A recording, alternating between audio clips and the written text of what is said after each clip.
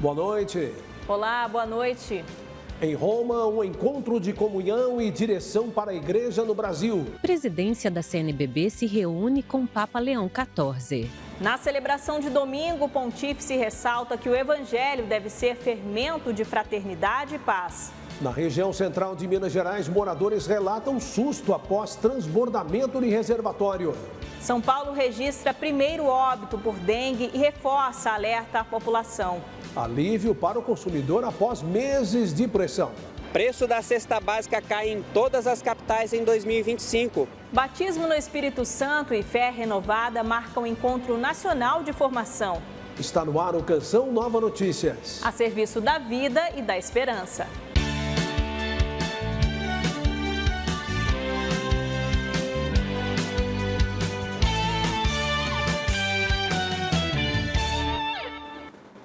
Nesta segunda-feira, a presidência da Conferência Nacional dos Bispos do Brasil foi recebida pelo Papa Leão XIV. Durante o encontro, os religiosos fizeram um convite ao Santo Padre.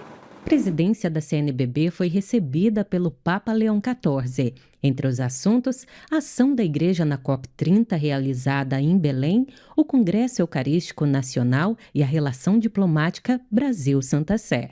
Tratamos daquilo que foi a COP30 no Brasil, a posição da igreja, o modo como a igreja trabalhou ao longo do tempo de preparação para a COP, mas também da realização do evento e agora, claro, os desdobramentos. Também os 200 anos das relações diplomáticas entre o Brasil e Santa Sé. O Brasil foi o primeiro país da América Latina a estabelecer relações diplomáticas com a Santa Sé e o quarto país no mundo.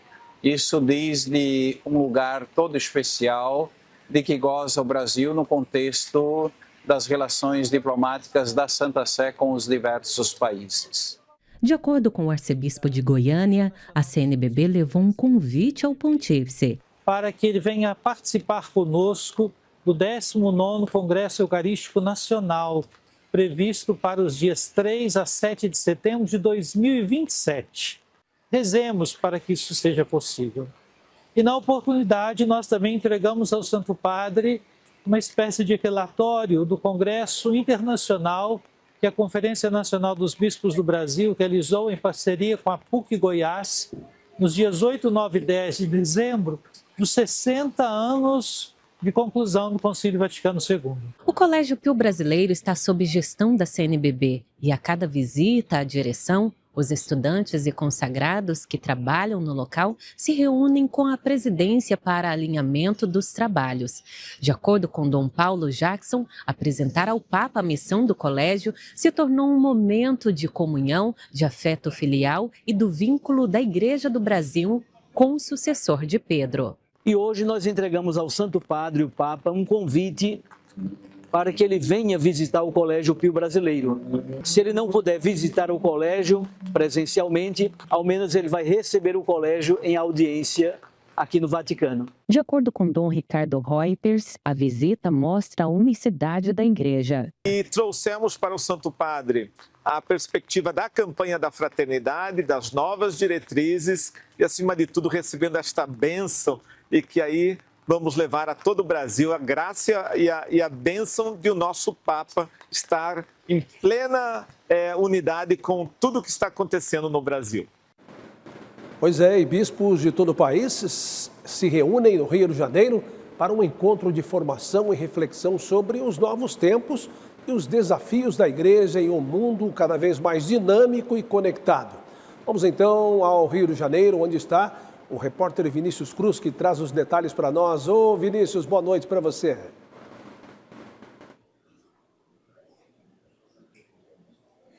Muito boa noite, Reinaldo. Muito boa noite a todos que nos acompanham pela TV Canção Nova. Nessa 35ª edição, os bispos se reúnem aqui no Centro de Estudos do Sumaré para discutir como transmitir a fé em um mundo que passa por constantes mudanças, principalmente com o avanço da tecnologia. Durante toda a semana, os bispos eles vão participar de momentos de partilha, de reflexão, para discutir sobre como as pessoas podem estar reunidas aqui para para se relacionar melhor com os avanços da tecnologia, sobretudo na igreja. Para explicar melhor sobre esse curso que acontece aqui no Rio de Janeiro, converso agora com o Dom Catelan. Dom Catelan, eu queria que o senhor falasse para a gente sobre a importância da comunicação na igreja, sobretudo no mundo de hoje. O desafio da transmissão da fé num mundo em transformação é um desafio central. Nossa cultura é caracterizada justamente por transformações. Já na Conferência de Aparecida se falava de uma mudança de época. E uma das coisas que caracteriza essa mudança de época é justamente a velocidade das transformações, especialmente no âmbito da ciência, da técnica principalmente, no âmbito da comunicação, mas também no âmbito das ciências da vida, da medicina, da biotecnologia, ou seja, todos os âmbitos da nossa vida vão sendo marcados pelas transformações que a técnica vai tornando capaz. E nesse contexto a igreja precisa fazer aquilo que sempre fez, que é testemunhar que em Jesus Cristo se encontra sentido para a vida humana e que esse sentido pode configurar não só a pessoa, mas também a comunidade, a sociedade. Essa humanização que se encontra em Jesus Cristo é um dom para todos. Claro, algumas coisas são sempre idênticas, a palavra de Deus, a nossa fé, mas outras tantas precisam responder aos desafios concretos. Então, uma semana em que, conversando com especialistas, com pessoas que se dedicam a pesquisar, estudar e aprofundar a reflexão sobre isso, poder transmitir isso e dialogar com os bispos é fundamental para nos ajudar a cumprir nossa missão. Tá bom, muito obrigado, Dom Catelan. Reinaldo, é com você. Muito obrigado, boa noite para você. Vinícius Cruz, direto do Rio de Janeiro, com imagens de Jairo Reck. No interior de São Paulo, a Diocese de Bragança Paulista celebrou a ordenação episcopal de Frei Márcio Antônio Vidal de Negreiros, o primeiro agostiniano brasileiro a ser nomeado bispo. O novo pastor irá atuar como bispo auxiliar da Arquidiocese de São Paulo. Frei Márcio tem 58 anos e entrou para a Ordem de Santo Agostinho em 1990. Desde então, se aprofundou nos estudos sobre juventude, animação vocacional e espiritualidade agostiniana. Para nós, tanto para mim como toda a família, principalmente para os meus pais, que são vivos, o Adelfo e a Antônia, foi um motivo de grande orgulho, tanto para nós como para a nossa cidade. A celebração no ginásio esportivo do Colégio Sagrado Coração, em Bragança Paulista, atraiu fiéis, religiosos e o clero.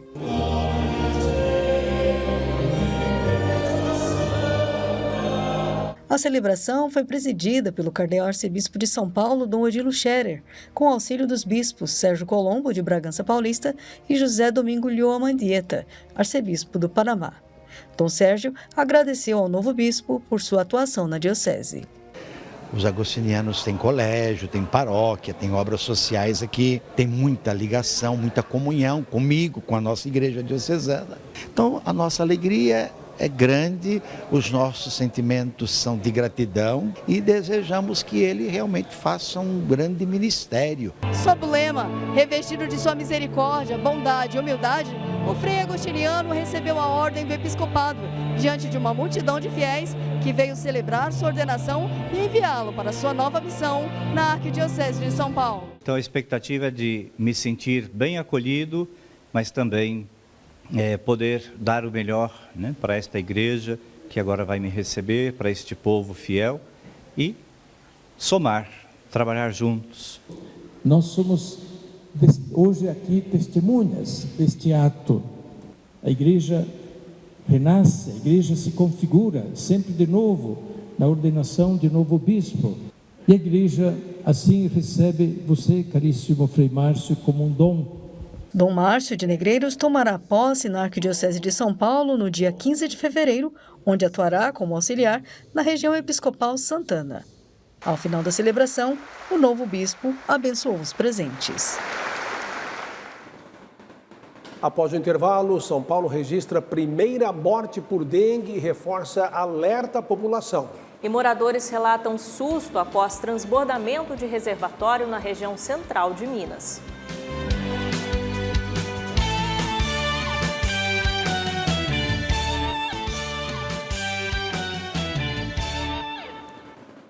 Nesta segunda-feira, o presidente Lula ligou para Donald Trump e tratou de assuntos considerados prioritários na relação entre Brasil e Estados Unidos.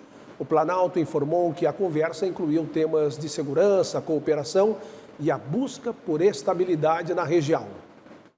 De acordo com o Palácio do Planalto, a conversa ocorreu em um momento de ajustes nas relações comerciais e de reposicionamento dos Estados Unidos no cenário internacional. Os presidentes destacaram o avanço da relação bilateral, que já resultou na retirada de parte das tarifas sobre produtos brasileiros. Lula também propôs ampliar a cooperação com os Estados Unidos no combate ao crime organizado. Iniciativa bem recebida pelo governo norte-americano. Durante a conversa, Lula falou sobre o convite para que o Brasil participe do Conselho da Paz e defendeu que o órgão se atenha à situação de Gaza com a participação da Palestina. O presidente brasileiro também voltou a defender a reforma do Conselho de Segurança da ONU, uma proposta que ainda encontra resistência entre os países membros. Os líderes ainda falaram sobre a situação na Venezuela e acertaram uma visita do presidente Lula a Washington após compromissos na Índia e na Coreia do Sul, em data a ser definida. De Brasília, Aline Campelo para o Canção Nova Notícias. Moradores de Congonhas e Ouro Preto, na região central de Minas Gerais, levaram um susto no último domingo. Um reservatório da Vale, no limite das duas cidades, transbordou, despejando mais de 200 mil metros cúbicos de água na região. O primeiro extravazamento ocorreu na madrugada deste domingo, dia 25. Um dique de contenção de água na mina da fábrica, que fica entre Ouro Preto e Congonhas, região central de Minas Gerais, liberou cerca de 220 mil metros cúbicos de água e sedimentos. O material atingiu áreas da Companhia Siderúrgica Nacional. Segundo a Vale, não houve impacto à comunidade. Já o prefeito de Congonhas, Eduardo Cabido, alertou para a preocupação com os impactos ambientais do extravazamento. É o rio Goiabeira, que chega no nosso rio Maranhão, que é o que atravessa a cidade. A gente já viu um aumento do volume da água do rio e a gente viu um aumento significativo da turbidez do rio, então que mostra que esse material de fato chegou lá. Os nossos rios aqui, eles são muito afetados pela presença da mineração, né? Os resíduos, rejeitos, todos que ao longo de décadas veio se acumulando as margens desses rios, eles ainda continuam sofrendo com esse problema, com episódios como esse. Menos de 24 horas depois, mais um extravazamento na região foi registrado. Dessa vez na mina Viga, também da Vale, em Congonhas. O Ministério de Minas e Energia determinou que a Agência Nacional de Mineração apure a responsabilidade. Em nota, a mineradora afirmou que os órgãos competentes foram comunicados, que a causa está sendo verificada e que todas as barragens da região continuam monitoradas e seguem sem alterações. O caso ocorreu no mesmo dia em que se completaram 7 anos do rompimento da barragem da Vale em Brumadinho, um dos maiores desastres ambientais do país. De Belo Horizonte, Vanessa Anício para o Canção Nova Notícias. Bom, a Fernanda Lima, minha xará, não está por aqui hoje, por isso eu te mostro como fica o tempo para amanhã. A previsão para esta terça-feira ainda é de chuva na maior parte do país, como indica este mapa. Inclusive, algumas áreas destacadas na cor rosa indicam acumulados de chuva, principalmente no norte do país. E é por lá mesmo que a gente começa, onde há risco de temporais em alguns estados, por exemplo, no Amazonas, Acre, Rondônia, em parte do Pará e também no Tocantins. Mesmo com clima abafado e altas temperaturas, há chance também de chuva do Maranhão a Pernambuco devido à atuação da zona de convergência intertropical.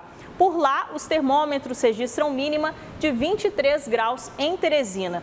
Pode ter chuva forte também em boa parte de São Paulo e também de Minas Gerais. No entanto, a máxima é registrada em outro estado. No Espírito Santo, a capital Vitória faz 33 graus amanhã. Embora a última semana de janeiro seja de tempo firme no sul, a atuação de uma área de baixa pressão entre o Paraguai e a Argentina, a gente consegue ver nessa área inferior do mapa, interferem, contribui para a formação de pancadas de chuva em áreas do Rio Grande do Sul e também do Paraná. O mesmo fenômeno afeta o Mato Grosso do Sul. As áreas de instabilidade por lá representam risco de tempestade. Mesmo assim, as temperaturas seguem elevadas nas duas regiões. Máxima de 34 graus em Porto Alegre e de 31 em Cuiabá. O estado de São Paulo registrou a primeira morte por dengue em 2026. A informação foi confirmada pela Secretaria Estadual de Saúde. As autoridades reforçam o alerta para os sintomas e a necessidade de eliminar focos do mosquito transmissor. A vítima foi um morador da cidade de Nova Guataporanga, localizada ao oeste do estado de São Paulo, próximo a Presidente Prudente. Em 2025, o estado registrou mais de 880 mil casos de dengue confirmados. 1.123 pessoas perderam a vida. Neste início de ano, são 2.300 casos, com uma morte confirmada e outros 10 óbitos sendo investigados. Os dados são do painel de monitoramento da Secretaria Estadual de Saúde. A fatalidade ocorreu fora do período de maior incidência de casos de dengue no Brasil, que, segundo o Ministério da Saúde, nos últimos anos ocorreu entre março e maio. Eliminar os criadouros do mosquito transmissor da doença, o Aedes aegypti, é a principal medida. Não deixar água parada, colocar areia nos pratos de flores, limpar calhas e caixa d'água e não deixar o lixo acumulado são alguns dos meios que ajudam a combater a doença. Daqui a pouco, as últimas do tênis profissional na Austrália e no futebol, os resultados dos clássicos estaduais no fim de semana. E projeto em Brasília oferece a estudantes atendimento terapêutico para reduzir estresse e autocobrança.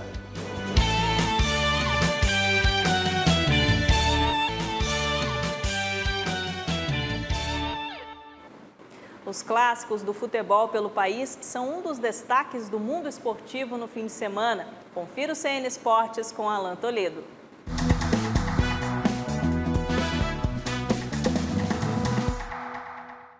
Olá, ótima semana para você. O Australian Open está chegando ao seu final e os melhores do mundo do tênis continuam em busca do título. Número 1 do mundo, Alcaraz venceu Tommy Paul por 7-6, 6-4, 7-5. O espanhol manteve o histórico favorável contra o americano em Grand Slams. Jannik Sinner continua firme na busca do seu terceiro título de Australian Open. O italiano avançou às quartas de final ao vencer o compatriota Luciano Darderi por 6-1, 6-3 e 7-6. Quanta resistência e preparo físico, além de coragem, é claro. Vamos de bola na rede? Clássicos estaduais movimentaram o país no final de semana. Pelo Campeonato Mineiro, o Atlético superou o Cruzeiro no primeiro clássico do ano. Caio Jorge abriu o placar para o time celeste. Bernard empatou e o incrível Hulk marcou um golaço para decretar a vitória atleticana. O Bahia superou o Vitória por 1-0 e encerrou um longo jejum no Barradão. O gol foi marcado pelo artilheiro Del. E no Rio de Janeiro, Kevin Serna marcou o primeiro. Depois o urso, John Kennedy, aproveitou sobra na área e marcou mais um para o Fluminense. O Flamengo não desistiu e Everton Cebolinha descontou. Com a derrota, o rubro-negro está quase eliminado e o tricolor dispara na liderança do Grupo A. Jogando na Arena Barueri, o Palmeiras atropelou o São Paulo por 3-1 e aumentou a crise tricolor. Maurício, com belo chute, abriu o placar. Flaco Lopes, em linda cavadinha, ampliou. E Kelvin anotaram os gols do Alviverde. Enquanto Bobadilha descontou para o São Paulo, que segue fora da zona de classificação. E pela Copa São Paulo de Futebol Júnior, o Cruzeiro venceu o São Paulo e se tornou bicampeão da competição. Quase 20 anos depois, o Cruzeiro conquista mais um título da Copinha. Os heróis mineiros foram os laterais William e Gustavinho, enquanto o zagueiro Isaac descontou para os paulistas. O título coroa uma campanha incrível do time de Belo Horizonte, que venceu todas as partidas que fez no torneio, fechando a Copinha com 100% de aproveitamento. Festa azul e grito de campeão na Arena Pacaembu. Parabéns aos crias da Toca pelo segundo título do maior campeonato de base do país e sucesso aos meninos de todo o Brasil. Amanhã tem mais CN Esportes. Até lá! Um levantamento do DIEESE mostra que a cesta básica ficou mais barata em todas as capitais do país. A pesquisa inédita, por abranger todo o Brasil, aponta Boa Vista como a capital com a maior queda nos preços. Os dados sobre o preço da cesta básica eram coletados até então em apenas 16 cidades. Em parceria com a Companhia Nacional de Abastecimento, a CONAB, o DIEESE passou a avaliar os preços em todas as capitais. A cesta básica nacional reúne 13 produtos alimentícios, em quantidades consideradas suficientes para garantir o sustento de uma pessoa adulta durante um mês. As capitais com as maiores reduções foram Boa Vista, 9%, Manaus, 8% e Fortaleza, 7,9%. Aqui no Distrito Federal, a redução nos preços foi de 7,5%. O valor médio da cesta básica em todo o Brasil ficou em R$ 714. Leite, arroz, açúcar e óleo foram os produtos com as maiores reduções de preços. Em Brasília, o gerente de supermercado disse que percebeu melhores condições de negociação em 2025, principalmente nos itens básicos. Segundo ele, a queda nos preços contribuiu para o aumento nas vendas. A gente conseguiu melhores negociações aí junto aos nossos fornecedores, principalmente nesses itens básicos que fazem toda a diferença quando o consumidor vem aqui fazer a sua compra básica. Nós conseguimos notar essa diferença significativa a menos, por exemplo, no arroz, no açúcar, no feijão. O óleo de soja teve uma redução significativa. Apesar das quedas registradas, o economista avalia que muitos consumidores ainda não sentiram a diferença no orçamento. Para ele, a inflação, a Selic em alta e reajustes salariais sem ganho real seguem pressionando especialmente a classe média. Apesar do alimento não estar aumentando muito, a gente tem a perspectiva que o nosso dinheiro não dá para nada. Entendeu? Que a gente tem o nosso salário, mas o nosso salário não consegue pagar os nossos alimentos, porque os alimentos estão subindo, poucos, mas estão subindo, só que nossa renda mensal não dá para pagar essa conta. E hoje foi dia de volta às aulas em muitas escolas do Brasil. O retorno à rotina escolar pode gerar ansiedade em crianças, jovens e adultos. Nesse caso, preparo e acompanhamento ajudam nesse recomeço. A volta às aulas pode gerar estresse e até ansiedade, independentemente da idade do estudante, seja em uma nova escola, em uma nova turma ou simplesmente com o retorno à rotina de estudos. Esse recomeço mexe com as emoções de muitos alunos. No terceiro ano do ensino médio, André fala sobre a expectativa para o último ano antes do vestibular. Eu acho que vai ser uma incrível e proveitosa reta final. Tem aquele pouquinho de ansiedade, né? Mas no geral eu estou animado. A gestora escolar explica como a instituição atua para facilitar a adaptação dos alunos e tornar este período de retorno mais acolhedor. O desafio, na verdade, é o aluno entender que a escola é a segunda casa, né? Aqui ele aprende, nós acolhemos a família junto com a criança para ela ir se desgarrando um pouquinho aí do lar, né? Que ficou tão latente nessas férias. Uma pesquisa da Universidade Federal do Rio de Janeiro com estudantes de 9 estados aponta alta prevalência de sintomas de depressão e ansiedade entre os alunos. Aqui em Brasília, o projeto Estudamente trabalha com atendimento terapêutico em uma unidade do SESC. A iniciativa foi pensada para ajudar jovens e adultos que enfrentam ansiedade, estresse e excesso de autocobrança no ambiente acadêmico.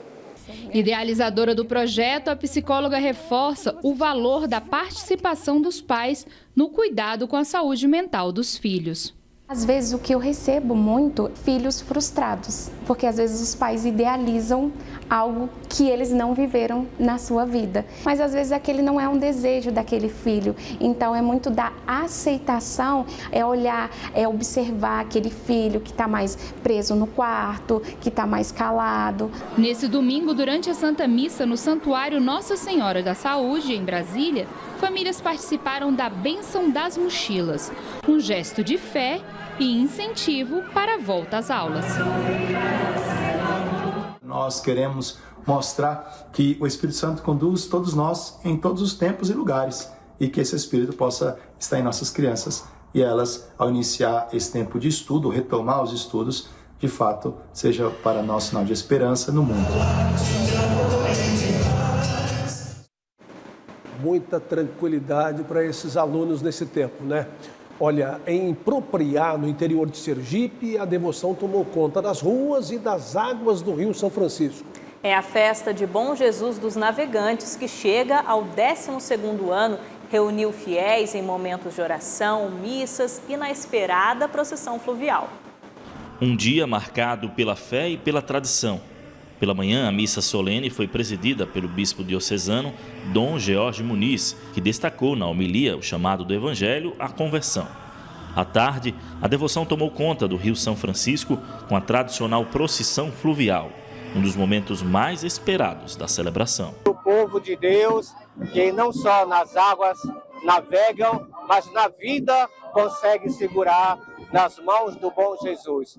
Queira Deus que esta festa alcance os corações do mundo. Navegando pelas águas do Rio São Francisco, na divisa entre Sergipe e Alagoas, a fé se renova a cada ano. Fiéis seguem em oração na procissão fluvial, mantendo viva uma tradição que atravessa gerações e mantém a devoção ao padroeiro dos navegantes.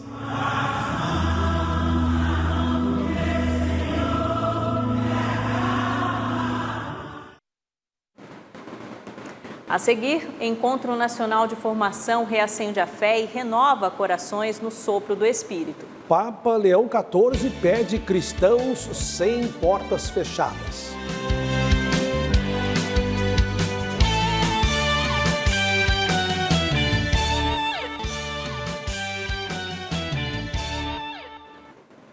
Na celebração da conversão de São Paulo neste domingo, o Papa Leão XIV rezou o Ângelus e, ao final da tarde, presidiu as segundas vésperas que concluíram a semana de oração pela unidade dos cristãos no hemisfério norte. Os mosaicos da Basílica de São Paulo fora dos muros remontam à história da Igreja e representam a sucessão apostólica de Pedro a Leão XIV. O local abriga o túmulo do apóstolo Paulo. No domingo, a igreja celebrou sua conversão e o Papa Leão XIV encerrou a semana de oração pela unidade dos cristãos no hemisfério norte. Ao entrar na basílica, o Papa rezou diante do túmulo de Paulo e depois se uniu a representantes de diferentes denominações cristãs, ao clero e aos fiéis. Na homilia, Leão XIV afirmou que a missão de Paulo é também a missão dos cristãos de hoje. É compito comune de tutti cristiani. É tarefa comum dos cristãos dizer ao mundo, com humildade e alegria, olhai para Cristo, aproximai-vos dele. O Papa disse ainda que a semana de oração pela unidade dos cristãos renova a cada ano o compromisso com a missão comum. Ao recordar o seu predecessor, Papa Francisco, que observou que o caminho sinodal da Igreja Católica é e deve ser ecumênico, assim como o caminho ecumênico é sinodal, Leão disse considerar que este seja um caminho para que haja o crescimento no conhecimento mútuo das respectivas estruturas e tradições sinodais, e acrescentou: rumo aos 2000 anos da paixão, morte e ressurreição do Senhor, em 2033, comprometemo-nos a desenvolver práticas sinodais ecumênicas e a partilhar o que somos, o que fazemos e o que ensinamos. Fratelli e sorelle, buona domenica! Da janela do Palácio Apostólico, Leão XIV voltou a pedir paz para a Ucrânia. Ele alertou para o sofrimento dos civis e pediu mais esforços para o fim da guerra. Seguo com dolore quanto accade. Acompanho com dor o que está acontecendo. Estou próximo e rezo por quem sofre. Leão XIV saudou os adolescentes da Ação Católica de Roma. Um movimento inspirado no compromisso de oração, ação e sacrifício, reforça a devoção à Santa Sé, o estudo da fé, o testemunho da vida cristã e o exercício da caridade. Com estes adolescentes, oremos pela paz na Ucrânia, no Oriente Médio e em todas as regiões onde, infelizmente, se combate por interesses que não são os dos povos. A paz se constrói respeitando os povos. Nel rispetto dei popoli. Pois é, todos nós devemos buscar essa unidade, né? As primeiras comunidades cristãs não viviam para vencer debates, mas para testemunhar uma vida nova. A unidade nascia do amor prático, da partilha, da escuta e da misericórdia. Resgatar a essência do Evangelho é reaprender esse caminho simples, onde cada pessoa vale mais do que a razão. Vejam só, nós estamos com 55% de nossa meta na campanha do projeto Dai-me Almas de janeiro, que tem somente mais 4 dias úteis para terminar. A Canção Nova conta com você para chegar aos 100%. Seja sócio evangelizador, doe pelo Pix com a chave pix.doação@cançãonova.com e obrigado por sua fidelidade. Momentos de profunda espiritualidade marcaram o fim de semana de milhares de fiéis na Canção Nova. Os participantes do Encontro Nacional de Formação renovaram o vigor missionário e a testemunharem as experiências de fé, como o batismo no Espírito Santo.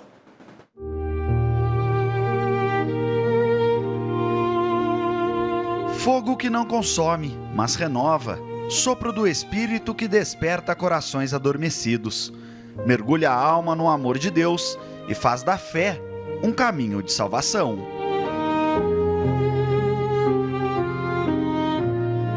Sem palavras, não dá para descrever, é uma emoção muito grande que espero que eu consiga levar o fogo do Espírito Santo para a minha comunidade. Para mim foi uma experiência muito grande, né? Que você chega aqui neste lugar, outra pessoa, e daí sai renovada, cheia do Espírito Santo, transbordando. É assim que eu me sinto hoje.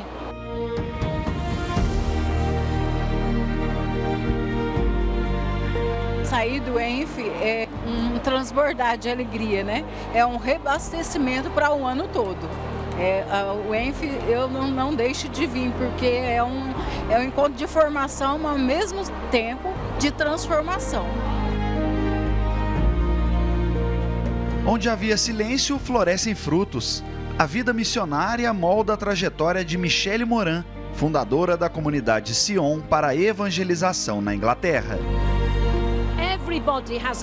Michele diz: todos temos uma missão. Papa Francisco dizia que cada um de nós é um missionário. Então a forma com que vivemos nossa vida no poder do Espírito Santo é um testemunho, é uma forma de missão. E nós vivemos nossa missão no ordinário, nas nossas famílias, bairros, trabalho, focado nas palavras que falamos, nas ações que temos em nossa vida cotidiana, sendo gentis, estando à disposição dos demais. E pelo testemunho de nossas vidas, pelo silêncio às vezes, nós podemos ser missionários. Então nós somos um povo missionário e temos uma tarefa a fazer: evangelizar. Missionary Day, we are missionary people and we have a task to do.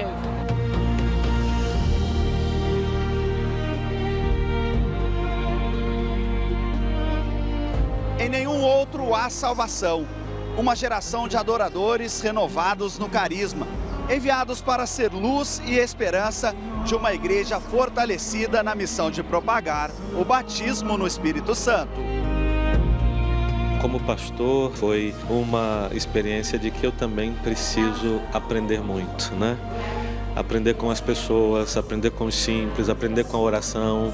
Saio daqui com um desejo muito grande de continuar com esperança a obra de evangelização e de apoiar todo esse mover do Espírito que existe hoje na igreja. O Senhor, de muitas maneiras, Ele encontra caminhos para poder alcançar as vidas, transformar os corações e mudar a história.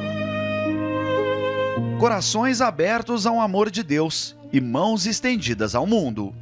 Uma igreja que respira vida nova, nasce em dons, sai de si e alcança o mundo. Onde faltava coragem, brota missão.